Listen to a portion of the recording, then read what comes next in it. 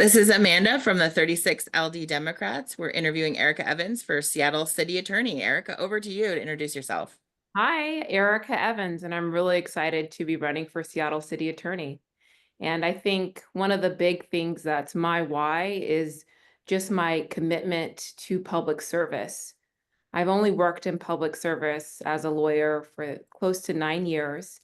And I think that that commitment to people and to working in the public sector really speaks about my values. And when I think about my deep roots here in this region, my grandmother moved out here in the 70s, and even deeper to our roots in this region are our roots in civil rights. And my grandfather is someone that inspired me at a young age. He was one of the protesters in the 1968 Olympics, and he raised his fist when it was unpopular to do so and when his life was on the line.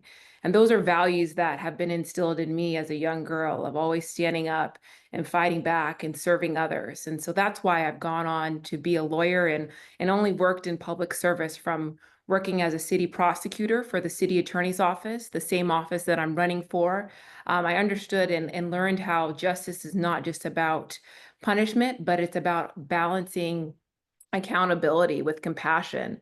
I was a defense lawyer for the city attorney's office, and I represented the city in different lawsuits.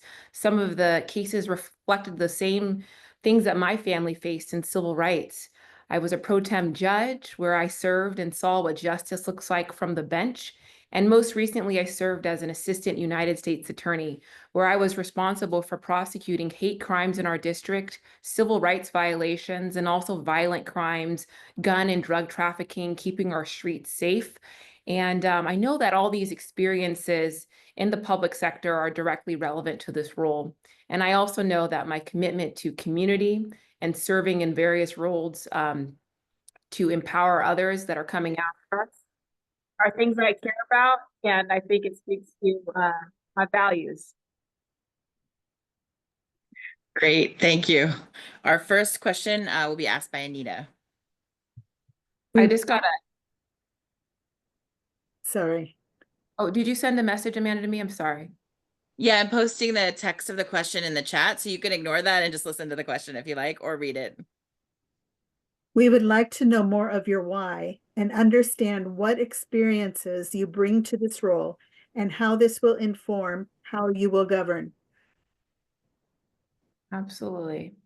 I think my why is I know that that office can do so much better in public safety and serving our communities in a more equitable and just way for all people. We are facing unprecedented times right now with what's happening in the new administration, and having someone that understands the role and the job on day one, it's so important. And that's what you get with me. It's someone that has worked in that office before in both of the two divisions that it has. And that is so fundamental of not having a learning curve on day one. And I think also what speaks to my why is when I was talking about, my family's history and the shoulders I stand on and just kind of what's in our DNA when it comes to standing up and fighting back. And those are things I care about. And I think another thing that's important is, what are we doing to pour into our next generation and how that impacts, being in roles of leadership. I've served the Lauren Miller Bar Association, which is a civil rights organization, as its president. I've led bar pass programs for diverse law students for 7 years to help them pass the bar. So when we're talking about actually investing and pouring into our next generation and in changing what the face of attorneys in our legal profession looks like, that is direct, relevant experience that I have. So in addition to absolutely having the relevant professional experience of working in that office before, of having the federal experience of constitutional law, which is needed at a time like this, I think the community leadership is such a valuable part and speaks to my why, because it's my why is to serve. Great, thank you. Our second question will be asked by Toby. We have 3 progressive candidates in the race. What are some differences between you and your opponents, and what makes you the best candidate to take on Davison? Thank you, Toby. Well, I will say what sets me apart from every single candidate, including the incumbent, is I actually have line level experience serving in the Seattle City Attorney's office. I worked in that office as a city prosecutor. I've worked in that office as a defense lawyer for the city. And I did that for almost 5 years. So having a fundamental understanding of how that office works and the role and the what to do on day one, I think that's what clearly sets me apart. And I think that also sets me apart when it comes to knowing how to lead that office.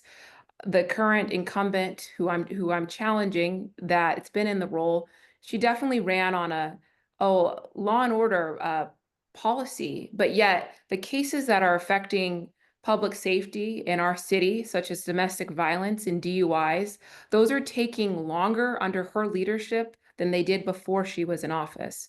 And that's not public safety. And I think it comes with a lack of experience from actually doing those cases.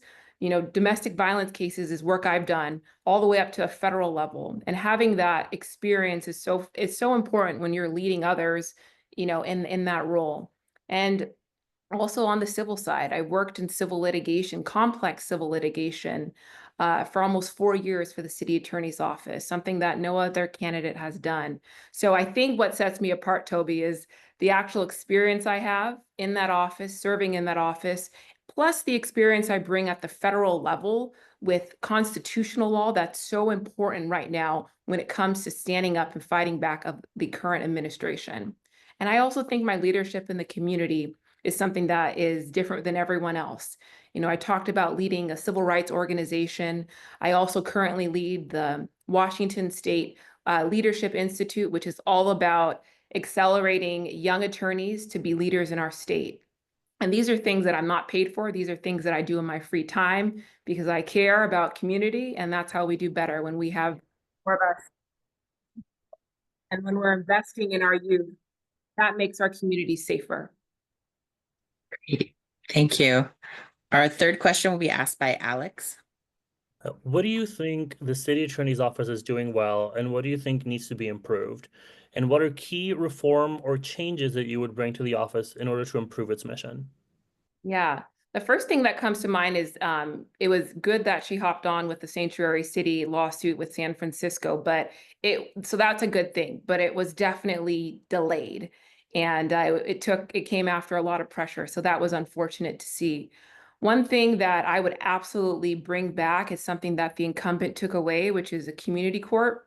And I would bring it back to ensure that we are addressing root causes of addiction and people that don't have homes, and having wraparound services for folks. I think that's so important and fundamental when we're talking about an office that deals with misdemeanors, meaning these aren't felonies. People are going to be out kind of very quickly if they even get any jail time. And so what are we doing to provide services to folks so we're not only addressing root causes, but we're saving taxpayer money by not just cycling, rinse and repeat of having people with what's currently happening go into jail, come right back and do the same thing again. That's not working. That's not public safety. And that costs us more. So that is something I would absolutely immediately change. Another thing is I'm going to prioritize wage theft more. And I'm the only candidate we asked earlier about what sets me apart. I'm the only candidate that's actually prosecuted wage theft at a federal level. There's a case that I worked on that involved an employer that stole over $1 million of his employees' monies from their paychecks.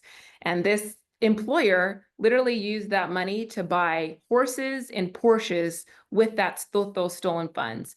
And I held that employer accountable. And I think, you know, when we talk about ideas and things that we envision and want to see and have done, I think there's a difference between talking about them and actually doing them. And I think that's another thing that's important to recognize, is like that this is experience I have actually doing. And it's so important on day one to bring and not having a learning curve.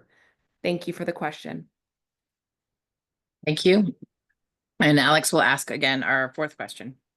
The current federal administration has shown hostility towards cities and counties with progressive values like ours. How do you anticipate navigating and leading when facing urgent, complex, and dynamic challenges to civil rights, laws, funding, and so on?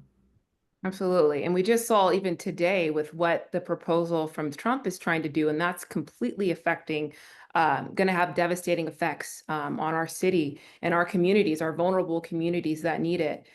So as city attorney, I'll ensure that every part of the office, from the land use section of the office to the affirmative litigation team, we're prioritizing and mobilizing to protect Seattle and its values and funding.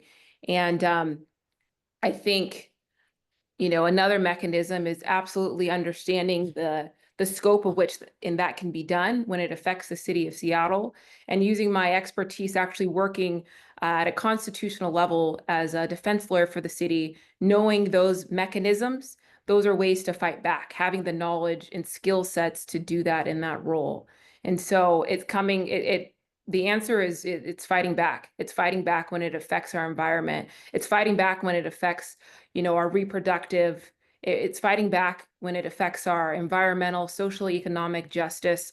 All of that are things that are currently the Trump administration is trying to roll back, and we need a city attorney that is not afraid to stand up and fight.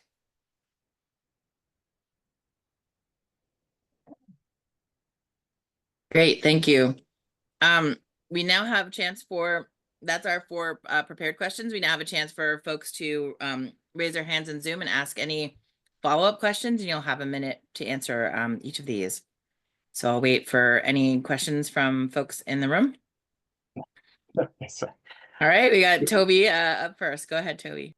You're so good at answering. Let's see here. What can I think to ask about? I've done a number of environmental appeals to the city through the city to the city hearing examiner. Do you have any thoughts on what could be done to improve environmental review of projects and SEPA review at the city level? Absolutely. I think, Toby, the best answer to that is putting more attorneys in the environmental law section of that office. And that's something I'm committed to doing, because, it has to be what are your priorities, and how are you structuring the office that you have control of with the budget of that office to prioritize where the attorneys are in certain units. So with that, we're going to bring some brilliant people on into the environmental law section of that office to make sure we're absolutely being affirmative in our litigation to protect our air, our waters, and our environment. Great, thank you. Alex has a question. So are there any types of affirmative cases that you would bring on behalf of the city, or any types of cases that you would prioritize? I know you talked a little bit about like the L&I portion of it, and Davison's sort of deficiencies when it comes to bringing affirmative litigation on behalf of the city. So could you provide us some examples of what affirmative litigation you would pursue on behalf of Seattle? Yeah, well, when you look at what's happening in our Seattle hospitals and things that are happening that affect, the city of Seattle and our residents, that's one example. It's prioritizing, what things that are currently coming at us, things that we're knowing that are going to come at us, and using that to be proactive, and being ready. And there's one thing that comes to mind immediately is what's happening, with gender affirming care and reproductive rights, and how that affects our hospitals here in the city of Seattle. And so that's one example of, nothing being done when there could be, injunctive reliefs filed right now to tell Trump to stop what he's doing. So that's just one example. Great, thank you. Are there any more? Yeah, Alex has another question. Yeah, so could you also provide us some examples of what sort of new ground you would try to break with the city attorney's office? And by that, I mean, like, would you try to stand up like a new section within the city attorney's office? I know, for example, at the attorney general level, Nick Brown campaigned on starting like a housing section for the city, for the attorney general. Is there anything analog to that you would try to do with the city attorney's office? Absolutely. I would absolutely stand up a new labor unit that focuses more on wage theft, because it's in the Seattle Municipal Code that you can have prosecutions against, bad employers. And so creating that and having that in place, I think it's so important to protect our workers. So that's one that immediately comes to mind.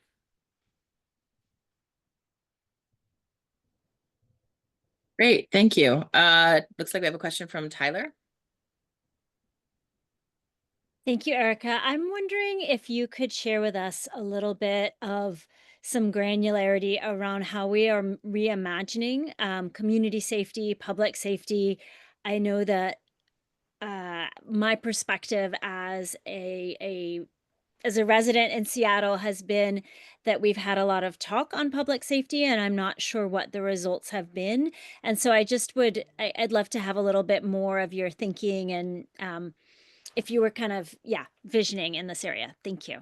Absolutely. Thank you for that, Tyler. I think the biggest thing is, there's areas of Seattle that may look better, but people have moved to different areas. Like in Little Saigon, there's kids right now that are out there that, are dealing with fentanyl addictions, and not enough services are being done at a misdemeanor level to help those folks. And so when I think about public safety at a misdemeanor level, I think it looks like providing services for folks, creating a community court. And this is models I've been looking at around our state, like in Auburn and in Redmond. They have all the services for folks at one location, and that encompasses folks that need housing, folks that need help with employment, folks that want to go into inpatient treatment, folks that have pets and need pet fostering while they're in inpatient treatment. Having everything that the person needs at one resource center is fundamental to meeting our community where they are and what they're dealing with. And so that's what it looks like to me at a level. Addiction is allowing folks to have wraparound services in a community court. And I think the last thing I'll say about that is a lot of the, it also comes with working with our state partners on cases that aren't misdemeanors that are affecting public safety, and making referrals as necessary for those. Great, thank you. I'm not seeing any more hands up. We do have a few more minutes, so if I don't see another hand up, I was gonna turn it over to you for a minute to cover anything you didn't get a chance to finish, or anything that you'd like us to know that we didn't ask you about, and give you that 1 minute to sort of finish up. Thank you, Amanda. I think you all were extremely thorough in your questions.